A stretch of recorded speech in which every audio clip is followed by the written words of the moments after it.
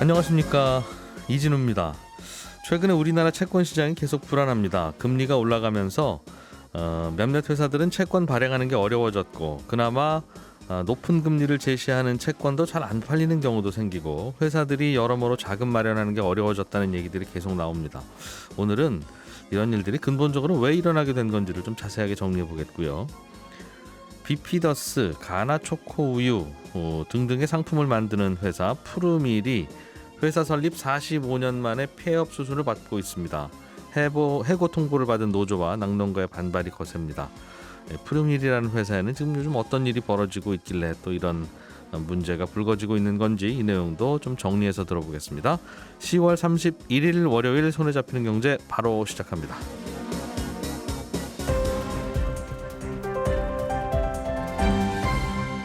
이진우의 손에 잡히는 경제. 네, 오늘은 김현우 소장, 박세훈 작가 두 분과 함께 정리해 보죠. 일단은 그 채권 시장에서 요즘 벌어지고 있는 이상한 일들, 네. 박세훈 작가님과 함께 정리를 좀 해보려고 하는데, 네. 가끔씩 이와 관련해서 정부가 대책을 내놓기도 하고, 뭐 네. 50조 원을 쏟아붓고 채권 안정 펀드가 들어간다, 뭐 강원도의 공기업에 문제가 있었다 등등 네. 여러 이야기가 나옵니다. 근본적으로는 그거랑 채권 시장이랑 어떤 관계가 있길래 계속 이렇게 불이 안 꺼지는 건지. 일단 결론부터 말씀을 드리면 예. 사람들의 마음속에 공포심이 커졌기 때문이다 라는 겁니다. 그러면 도대체 왜 공포심이 생겼는가? 예. 이걸 지금부터 하나하나 설명을 드릴 건데요. 음.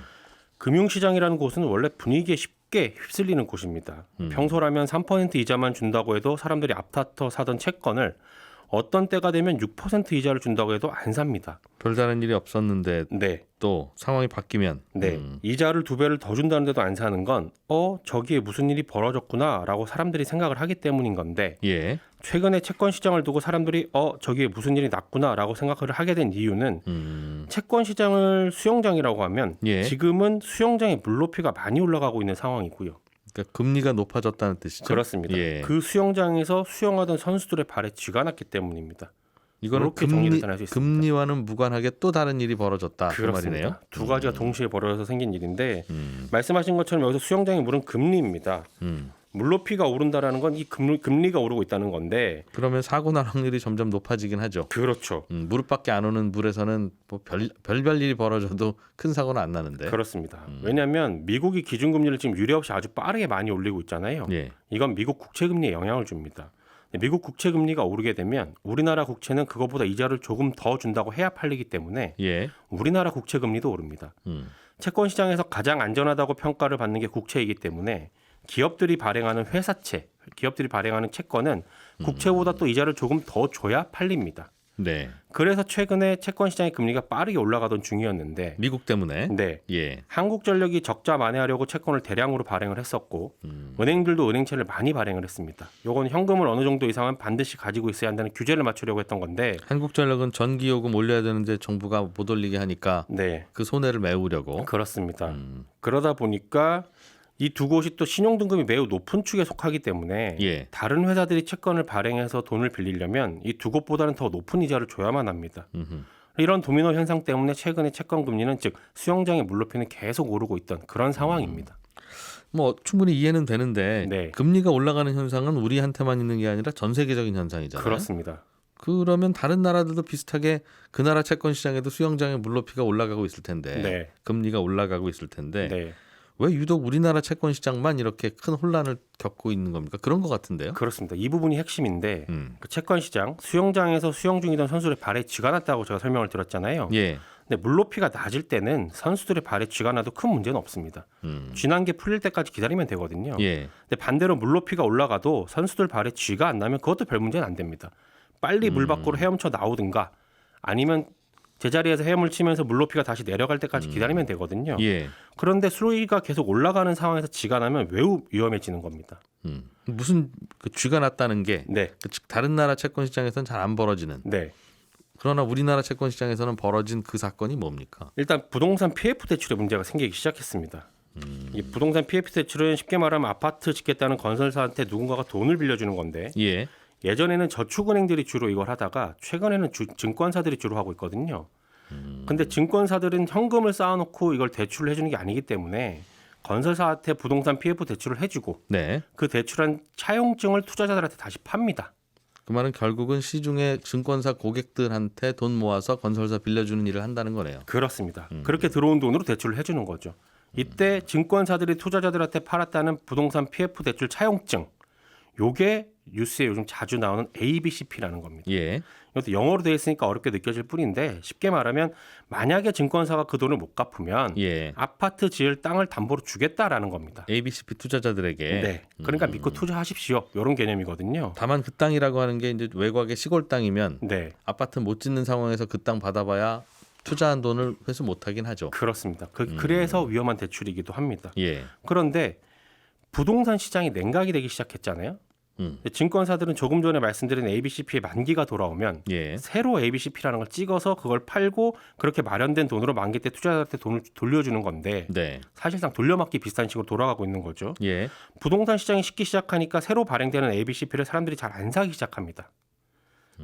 그래서 이 부동산 PF 대출이라는 게 위험한 대출이라고 불리는 건데 네. 아파트 지을 땅을 살 돈을 빌려주는 거지만 분양이 잘 안 되고 땅만 남으면 예. 그 땅을 처음 산 가격에 대상할 사람이 없잖아요. 그러다 보니까 사람들이 잘 투자를 안 합니다. 그래서 증권사들이 새로 발행하는 ABCP의 금리를 계속 높이고 있었어요. 그러니까 여기도 수영장의 물의 높이가 계속 오르고 있었던 거예요. 기본적으로 금리가 올라가면 여기저기에서 그 나이 들면 몸 쑤시듯이 네. 금리 올라가면 여기저기가 쑤시게 되는 건 자연스러운 현상이군요. 그렇습니다. 그러나 뭐 아주 큰 일만 안 일어나면 또 그런 시절 넘기는 건데. 그렇죠. 근데 채권 시장에서 금리가 오르게 되면 강한 곳들은 좀 살아남게 되지만 그래도 약한 곳들은 좀 무너지게 되거든요. 예. 근데 부동산 PF 대출에 뭔가 문제가 생긴 것 같다는 분위기가 형성이 되면서 금리가 오르면서 형성이 되면서 작은 건설사들이 위험하겠다. 약한 곳들이니까요. 근데 여기까지 즉 부동산 경기도 식네 금리 올라가니까 네. 그러면 외곽에서 그 부동산 그 사서 땅 사서 아파트 짓고 분양하고 하려는 회사들은 갑자기 어려워지겠네. 네. 분위기 좋을 때야 그런 것도 분양이 되니까 네. 넘어가지만 분위기 나빠지면 이제 그런 것부터 분양 잘 안 되지 않겠습니까? 그렇습니다. 그런 것까지는 되는데 그렇다고 해서 이런 일이 벌어지나? 여기서 또 하나의 변수가 등장을 예. 합니다. 롯데건설이라고 예. 규모가 굉장히 크지 않습니까? 여기? 예. 근데 최근에 큰 규모의 유상증자를 하게 됩니다. 그러면 사람들이 어떻게 생각하냐면 예. 롯데건설 정도 되는 회사도 무슨 문제가 생길 정도로 지금 상황이 안 좋구나 라는 생각을 시장에서 하게 됩니다. 예. 롯데건설이 PF 대출을 해주고 여기저기 보증을 선 것들이 많은데 거기에 무슨 문제가 생긴 게 아닌가? 그러니까 롯데건설이 유상증자를 해서 돈을 마련하는 게 아닌가? 라는 의심들을 하기 시작하게 된 거죠. 정확한 건 잘 모르지만 사람들이 불안해할 만한 사건들이 이제 툭툭 터진다는 거죠. 그렇습니다. 우연의 일치인지 혹은 뭐 까마귀 날자 배 떨어진 건지 모르지만. 네. 그러면 지금 상황이 굉장히 안 좋구나라는 심리들이 더 생기기 시작하죠. 예. 그러던 차에 레고랜드 사태가 발생을 합니다. 레고랜드 사태는 이것도 복잡할 것 같지만 본질은 좀 간단합니다. 레고랜드를 건설하는 회사가 돈이 없으니까 돈을 빌립니다. 처음에. 네. 예. 누구에게? 좀 전에 부동산 PF 대출 말씀드렸잖아요. 바로 그 대출입니다. 증권사들이 레고랜드 건설사한테 돈을 빌려주고 예. 돈 빌려준 차용증, 아까 말씀드린 그 ABCP, 예. 그걸 투자자한테 팔았습니다. 증권사 손님들한테. 네. 예. 다만 이때 증권사들이 판 ABCP는 땅을 담보로 했던 건 아니고 강원도의 신용을 담보로 했던 겁니다. 무슨 말이냐면 혹시 무슨 일이 생기면 그래서 증권사가 돈을 지급을 못하게 되면 예. 강원도가 나서서 대신 지급을 하겠다라고 보증을 했던 겁니다. 그러니 투자자들은 그래 무슨 일 생기면 지자체에서 돈 준다고 하니까 라고 생각하고 샀던 거죠. 예. 근데 6월에 도지사 선거가 있었고 강원도지사가 바뀌었고 바뀐 김진태 도지사가 강원도가 지급 보증을 못하겠다라고 한 겁니다. 근데 지금까지는 지자체가 지급 보증을 서겠다고 한 어음에서 문제가 생겼던 적이 없었거든요. 그랬는데 아니 지자체가 보증을 서겠다고 한 것도 이렇게 문제가 생기네? 라는 마음이 든 거죠. 그러면서 채권 시장에서 불신의 기운이 활활 타오르기 시작한 겁니다. 그러니까 금리 올라가고 경기 식어서 부동산 PF 어려워지는 것까지는 우리 상식 안에 있었는데 네, 상식 밖의 일들도 툭툭 벌어지기 시작하니까 그렇습니다. 이건 뭔가 예년과는 좀 다른 분위기 아니냐? 그렇죠. 그 첫 번째가 롯데건설이었고 두 예. 번째가 이제 강원도의 그 강원랜드 사태가 터진 예. 겁니다. 예. 물론 강원도가 그 빚을 갚겠다고 뒤늦게 나서긴 했는데 이게 불신이라는 게 한 번 싹 트면 쉽게 누그러지지가 않거든요. 예. 대표적인 예로 지난주에 인천도시공사가 500억 원 규모로 공사채를 발행하려고 했었는데 네. 투자자를 못 찾아서 계획을 접었습니다. 근데 인천도시공사 채권 신용등급은 매우 높거든요. 예. 그런데도 안 팔린다라는 건 아니 이런 강원도 같은 광역자치단체가 지급 보증을 못하겠다고 손을 터는데 공기업 채권에 선뜻 손을 내미는 투자자가 있겠냐라는 분위기가 형성이 되기 시작한 거였고요. 예. 여기에 또 하나 또 다른 사건이 터진 게 LG 유플러스 같은 회사, 하나솔루션 같은 이런 대기업들이 예전보다 이자를 더 주겠다고 하는데도 사람들이 안 사는 겁니다. 그랬더니 이거 봐라. 이자 더 주겠다고 하는데도 사람들이 안 사네. 지금 매우 상황이 안 좋다. 이렇게 된 거죠. 뭔가 불안감도 꽤 커진 거네요. 그러니까 실제로 뭐가 큰 문제가 생긴 거라기보다는. 네. 그러니까 정리를 하면 네. 시중금리가 계속 오르던 중이었고 거기까지는 어느 나라나 비슷하고. 그렇습니다. 그런데 이 시중금리가 오른다는 건 그냥 어느 정도의 조건이었고요. 예. 근데 시중금리가 오르던 차에 우리나라에서는 부동산 PF 대출 문제, 그 안에서도 롯데건설이라는 큰 기업에 뭔가 문제가 생긴 게 같은 뉴스도 아닌가라는 의심. 나오고. 네, 지자체의 지급보증 철회 사태. 예. 지자체도 지급보증을 못하네?라는 의심. 그리고 대기업들의 회사채 발행 실패. 대기업들이 채권을 이자를 많이 준다고 했는데도 발행이 안 되네? 라는 것들이 발생을 하면서 지금 금융시장에 무슨 일이 어떻게 벌어질지 모른다라는 공포심이 채권시장에 생겼고요. 일단은 내 돈은 아무도 안 빌려줄래. 당분간은. 그렇습니다. 그러다 보니 사람들이 채권시장 근처에도 가지 않으려고 하는 상황이다라는 게 지금 채권시장에서 벌어지고 있는 일입니다. 평소에는 괜찮다가 갑자기 꼬인 거군요, 이게. 그렇습니다. 여러 가지들이 복합적으로 생기기 시작한 거였죠. 그래서 정부가 그러면 이걸 어떻게 풀지? 네. 고민을 하다가 일단은 사람들이 내 돈은 죽어도 일단 당분간은 안 빌려줄 거야. 네. 아무도 못 믿겠어. 네. 라고 한다면 그 사람들이 빌려줬어야 하는 돈을 정부가 빌려줄게. 그렇습니다. 라고 해서 돈을 붓겠다는 거죠. 그렇습니다. 하지만 시장 전망은 약간 좀 아직은 부정적이고 회의적인 게 뭐냐면요. 예. 한국전력이나 하나솔루션 같은 기업들의 회사채가 안 팔리는 게 지금 혹시 그걸 샀다가 부도가 나면 어쩌지? 이런 걱정을 하는 건 아닐 거거든요. 오히려 투자자들 입장에서는 조금만 더 기다리면 이자를 더 주는 채권이 나올 것 같은데? 라고 생각을 하고 있는 걸지도 모릅니다. 왜냐하면 지금 6% 냈는데도 안 팔린다면 7% 주겠다고 하고 오겠죠. 주겠다고 할 수도 있다라고 생각을 한다는 거죠. 예. 그러니 정부가 여러분 안심하고 채권 사세요라고 하는 게 안 먹힐 수도 있는 겁니다. 문제는 이 사태가 계속 길어지게 되면 사실 이거는 어떤 특정 기업들의 문제가 생긴 건 아니거든요. 근데 이런 분위기가 계속 길어지게 되면 우량 기업들도 채권 시장에서 돈 못 빌리는데 덜 우량한 기업들이 더 높은 금리를 준다고 해도 못 빌리게 될 거고 그러면 힘들어지는 기업들이 더 많이 나오게 되는 겁니다. 네. 금리가 오르는 시기에 하필 여러 문제들이 복합적으로 생기면서 생긴 문제라서 이걸 푸는 게 쉽진 않아 보이는데 예전에도 저희가 한번 왜 영국 사례 얘기하면서 감세 정책이라는 게 감세 정책 그 자체가 나쁜 것이 아니라 하필 이 타이밍에 감세 정책을 펴는 바람에 여러 가지 문제가 생겼다라는 걸 말씀드린 적이 있잖아요. 거기도 시장이 쥐났죠. 그렇습니다. 지금도 금리가 오르는 이 타이밍에 여러 가지 문제들이 복합적으로 생기면서 공포심이 커졌다로 정리할 수 있습니다. 그러게요. 그래서 이건 계속 시장이 어려우면 금리 계속 올라갔겠거니라고 생각하니까 아무도 네. 돈을 안 풀 거고. 네. 지금 6%짜리 금리 이거 나왔는데 이거 안 사가시면 정부가 사갑니다. 네. 정부가 사가고 나면 이제 5%밖에 안 남을 거예요. 6%는 네. 이제 없습니다. 그렇죠. 이러면 사람들이 잠깐만요, 제가 살까요? 하고 나올 네. 텐데 그럴 건지 아닐 건지는 네. 불안과 공포와 그렇습니다. 이런 게 좀 사라져야 된다. 그렇죠. 이 금융시장은 사실은 신용으로 돌아가는 곳이라서 예, 평소 같으면 별 문제가 안 되지만 요럴 때들은 또 이제 문제가 되기 시작하죠. 그러게요. 어릴 때는 그럴 때 그냥 엄마가 안아주고 토닥토닥하면 네. 또 이제 편안해지는데 네. 시장은 그런 게 잘 없으니까. 그렇습니다. 알겠습니다. 자, 그런 얘기였고 김현우 소장님. 네. 그 유제품 만드는 기업 중에 푸르밀이라고 하는 기업이 네. 우리 입장에서 보면 갑작스럽게 네. 문을 닫게 됐는데 그렇습니다. 상황이 어때요? 모든 사람 입장에서 좀 갑작스러우실 거예요. 이 예. 프로밀이라는 게 45년이나 된 유제품 회사인데 아마 비피더스, 검은콩 우유, 가나 초코 우유 이거 편의점이라든가 마트에서는 한 번씩은 예. 다 이 프로밀 회사의 제품을 보셨을 겁니다. 이게 원래는 롯데그룹 내에 있다가 롯데 우유로 출발해서 2007년에 분리해가지고 직원 수는 현재 350명이 넘는 중견기업입니다. 네. 근데 지난 17일에 돌연 11월 30일까지만 영업을 하겠다. 그리고 문을 닫겠다면서 정리해고를 직원들에게 메일로 통보를 했어요. 예. 소속된 직원 규모도 뭐 적지 않지만 여기에 이제 얽혀 있는 협력업체라든가 물류, 운송, 뭐 농가까지 다 연관이 되어 있어서 지금 파장을 일으키고 있는데 네. 사업 종료의 이유는 뭐 적자 누적입니다. 그러니까 매출이 점점 감소하면서 4년 이상 이제 적자가 계속되다 보니까 사업을 정리하겠다 이렇게 밝힌 겁니다. 계속 이게 실적이 안 좋고 적자를 보는 이유가 뭡니까? 이 크게 두 가지를 원인으로 꼽을 수가 예. 있는데 사실은 지금 현재 푸르밀만 적자를 내고 있는 건 아닙니다. 이게 송경제에서도 몇 번 다른 뉴스로 전해드린 적이 있었죠. 이 우유업계가 지금 몇 년째 불황이다.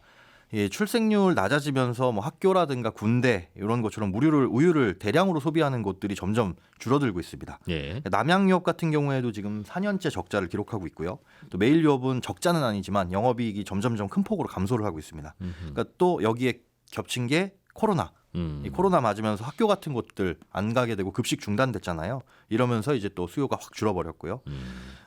그런데 아마 편의점 같은 데 가보셨으면 아마 한 1년 전쯤부터 이상한 음료들 보신 적 있을 거예요. 뭐 단백질 요구르트 뭐 이런 식으로 기능성이 좀 함유된 네. 이런 제품들을 다른 기업들에서는 좀 내놨습니다. 그러니까 건강기능식품이라든가 단백질 음료 같은 걸로 활로를 지금 찾고 있는데 다 우유 들어가는 건데. 네, 그렇습니다. 그런데 프로밀 같은 경우에는 한우물만 팠다는 게 문제라는 이 지적도 있어요. 그 변신을 잘 못했다. 네, 물론 이제 2019년에 전주나 대구 공장 같은 곳에 설비 투자를 하긴 했는데 기존 제품에 좀 집중을 했고 이렇다 할 신제품을 못 내놓으면서 좀 부진이 이어진 거 아니냐 이렇게 보고 있고요. 또 두 번째 이유는 전문 경영인 체제에서 오너 경영 체제로 넘어가면서 경영 실패 때문이다라는 내용도 있습니다. 이게 프로밀 신준호 회장의 둘째 아들인 신동환 대표가 예. 2018년부터 취임을 했는데 이때부터 본격적인 적자를 보기 시작했어요. 그 전에는 전문 경영이었어요. 네, 그렇습니다. 물론 그 전까지도 매출이 꾸준하게 감소를 했습니다. 2012년에 3천억 원 넘는 매출을 찍은 다음에 쭉 떨어져 오다가 취임 직전 2017년까지는 영업이익이 15억 수준으로 떨어졌습니다. 네. 그리고 나서 취임한 다음에 이제 그 영업이익이 마이너스로 돌아서고 이제 적자가 된 거죠. 요거는 어떻게 보느냐에 따라 시각이 좀 다르겠군요. 그렇죠. 여기서 딱 끊어가지고 2018년부터 적자다라고 한다면 이게 전문 경영인에서 오너 경영으로 넘어갔기 때문이다. 다른 우유 회사 다 괜찮은데 이 회사만 이러면 네, 딱 사장님 바뀌고 나니까 이런 일 벌어지는 거 아닙니까? 시비 걸 수가 있는데 그렇죠. 계속 내리막길이고 다른 데도 어려우니까 마지막으로 내가 한번 해볼게 했는지도 모르겠으니 그렇죠. 그거는 어떻게 보느냐는 그건 좀 지켜봐야 될 것 같고. 맞습니다. 예. 그렇기 때문에 이것 때문이다라고만은 단정 지을 수는 없는데 물론 이제 오너 경영 체제로 바뀌고 난 다음에 영업 손실 폭하고 부채 비율이 좀 급격하게 늘어난 부분은 있습니다. 예. 그런데 이 상황에서 조금 안 좋은 시선을 받고 있는 건 이제 신준호 회장이 12월 31일부로 작년 퇴직을 하면서 올해 초에 퇴직금 30억 원을 받고 나갔다라는 게 알려지면서 회사가 이렇게 어려운데 오너들은 챙길 거 다 챙긴 거 아니냐라는 좀 시선이 곱지 않은 시선을 받고 있습니다. 그런데 이게 네. 가끔씩은 이럴 경우에는 뭐 회사가 어디에 매각이 된다든가 네네. 뭐 어디 좀 구조 조정을 좀 하면서 계속 이어간다든가 그렇죠.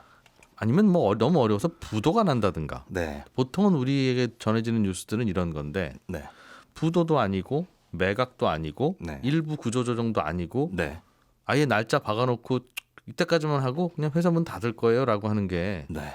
법으로 안 되는 건 아니지만 굉장히 생소해서 맞습니다. 어. 그렇기 때문에 지금 예. 아까 맨 처음에도 말씀드렸다시피 전부 다 당황스러울 것이다라고 말씀을 드린 거죠. 이 부분에 있어서 지금 좀 시장에서 의심, 의혹들이 나오고 있어요. 네. 그러니까 너희들은 왜 매각 같은 거나 인수합병 같은 것들을 생각하지 않았냐. 근데 사실 매각을 추진하기는 했었습니다. 그랬다가 이제 무산된 거거든요. LG생활건강이 지난달까지 인수를 검토를 했었다가 인수 의사를 철회를 했습니다. 뭐 물론 적자가 계속되고 있고 앞으로의 유제품 기업의 시장 상황이라든가 이런 것들을 뭐 종합적으로 판단을 했을 텐데 네. 공식적으로 어떤 것 때문에 매각을 추진하지 않겠다, 그러니까 인수를 추진하지 않겠다라는 건 밝힌 바가 없으나 일단은 무산이 됐고요. 사겠다는 사람 있으면 굳이 안 팔 필요도 없죠. 그렇죠. 이쪽에서는 그러니까 네네. 사겠다는 쪽이 없나 보네요. 사겠다는 쪽이 없는 게 큰 문제입니다. 그러니까 매각을 하려고 해도 안 팔리니까 문을 예. 닫겠다라는 게 표면적인 이유인데 이런 상황에서 지금 의혹이 생기는 게 이 법인을 아예 없애버리는 예. 폐업이 아니라 법인은 그대로 살려두고 사업은 진행하지 않는 사업 종료를 결정한 것에 대해서 이게 꼼수 아니냐, 세금 아끼려는. 그러니까 법인 껍질은 그대로 둔다는 거죠. 그렇습니다. 이게 법인이 갖고 있는 뭐 자산 매각하고 정리하고 이 청산하는 절차를 통해 가지고 법인 없애면은 무슨 일이 벌어지냐? 지난 4년 동안 적자라고 말씀드렸잖아요. 네. 그 적자 기간 동안 법인세 감면 혜택을 받았습니다. 그런데 이렇게 폐업을 하게 되면 사업 가지고 있는 자산들 정리하면서 감면 혜택 받았던 법인세를 다 토해내야 되는데 적자면 원래 법인세를 안 내지 않습니까? 그렇죠. 그러니까 사실 낼 게 없었는데 적자라서 안 낸 거를 그 회사가 문을 닫으면 네. 적자라도 돈을 내라고 그런다고요? 예. 이게 아마 그 법인세를 네. 그 적자를 떠안고 있으면 여기에다가 다른 사업을 붙여서 나중에 흑자가 되더라도 2월 돼서. 그 적자 자체가 2월 돼서 네네네. 예를 들면 3년 전에 100억 손실 본 거 있네요. 네. 근데 올해는 100억 이익 받네요. 네. 그러면 100억에 대해서 이익 본 거에 대해서 세금 내지 마시고 3년 전에 100억 그렇죠. 적자 본 거랑 퉁칩시다. 맞습니다. 라고 봐준 그 규정이 있으니 네. 적자 본 기록이 남아있는 회사는 껍데기라도 살려두는 게 좋다는 거겠죠? 맞습니다. 그럼 기존에 냈어야 될 세금을 적자를 보는 기간 동안 감면받은 것을 껍데기를 살려두면 그대로 가는데 이제 폐업을 하게 되면 그게 안 되니까. 네, 안 되니까 이게 수백억 원에 달하는데 이런 것들 줄이려는 거 아니냐라는 의혹이 노조 측에서 나오고 있는데 이거는 이제 사실 확인이 좀 추가적으로 필요한 부분이고요. 어떻게 돼요? 그럼 직원들은? 이게 이 직원들이 부당 해고냐 여부를 지금 따져보고 있어요. 그런데 근로기준법을 일부 어긴 부분은 있습니다. 그러니까 이런 일이 발생을 하면 노조가 있는 경우에는 50일 전에 통보를 하기는 해야 되는데 네. 조금 일수가 모자랍니다. 그거는 이제 그 해고 통보 이메일에서도 밝히고 있어요. 요건 부득이하게 회사가 못 지켰다라고 예, 하는데 예. 그 이후에 이제 긴박한 경영상의 필요에 의해서 문을 닫는 것이냐. 그리고 해고를 피하기 위해서 어떤 노력을 했는지 이런 게 이제 부당해고 여부에 갈릴 텐데 이 직원들뿐만 아니라 문제가 되는 건 뭐 제과업체, 식품업체, 뭐 복지단, 낙농업계 이런 계약 관계가 중간에 그냥 바로 종료된다는 겁니다. 그런 문제에 있어서 손해배상 문제도 남아 있는 상태고요. 특히 낙농가 같은 경우에는 그 유가공 업체가 낙농가에게 정해진 양의 우유를 사는 우유를 사가야 되는데 그쵸, 우리 쿼터제가 우유 사가는 우유 회사가 문 닫게 됐다는 거군요. 네. 그럼 이제 납품을 계속 하던 곳이 사라져 버리니까 이런 문제들도 있고요. 그러면 다른 우유 회사에 납품하면 되지라고 생각할 수는 있으나 그렇죠. 이게 그쪽도 우유가 남으니까. 예. 다 다른 곳 낙농가하고 계약을 맺어 있는 상태이고 당장에 어떻게 전환을 할 만한 시간적 여유가 없다는 게 문제입니다. 그러네요. 그렇게 해서 문을 닫을 예정이다. 이달 한 달만 더 영업하고. 네. 현재로서는 그렇게 정해져 있습니다. 이것도 왜 그런지는 대강 알겠는데 특별한 답은 없어 보이네요. 장사 안 되니까 닫겠다고 하는 걸 그걸 뭐라고 할 수도 없고. 네, 그거 자체는 법적으로 문제가 없습니다. 네. 자, 박 작가님, 네. 짧은 뉴스 하나만 좀 전해주시죠. 브라질 대선 결과가 조금 전에 나왔는데 예. 룰라 전 대통령이 당선이 됐습니다.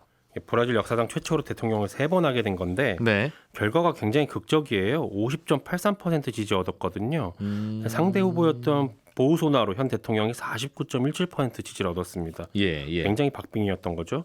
우리로서는 이제 그러면 브라질의 경제 정책이 어떻게 바뀔지가 주목을 받게 되는 건데 큰 그림을 좀 그려보자면 브라질을 자신들의 뒷마당으로 여기는 나라가 미국이거든요. 근데 룰라 대통령은 중국하고 친합니다. 아하. 그리고 중국도 지금 중남미 국가들과의 관계를 아주 돈독하게 다지려고 여러 가지 노력을 하고 있는 상황이에요. 예. 그래서 이 브라질을 두고 미국하고 중국이 앞으로 신경전을 굉장히 엄청나게 펼칠 것 같고 브라질 입장에서는 중간에서 자기들 실리를 최대한 챙길 걸로 보이는데 이럴 때 또 우리 기업들이 어떻게 행동을 하는 게 요것도 이득이 될 것이냐 하는 게 앞으로의 그 관전 포인트입니다. 야, 룰라는 예전에도 대통령이었는데 네, 요즘 3연임 내지는 3선 하는 대통령들이 참 많아지네요. 그죠? 중국도 그렇고 브라질도 그렇고요. 공통점이 생긴 거죠. 중국하고 브라질은 또. 둘이 친하다니까. 네. 알겠습니다. 예, 박상훈 작가, 김현우 소장 두 분과 함께했습니다. 저는 11시 5분에 손에 잡히는 경제 플러스에서 다시 찾아와서 인사드리죠. 들어주신 청취자 여러분 고맙습니다.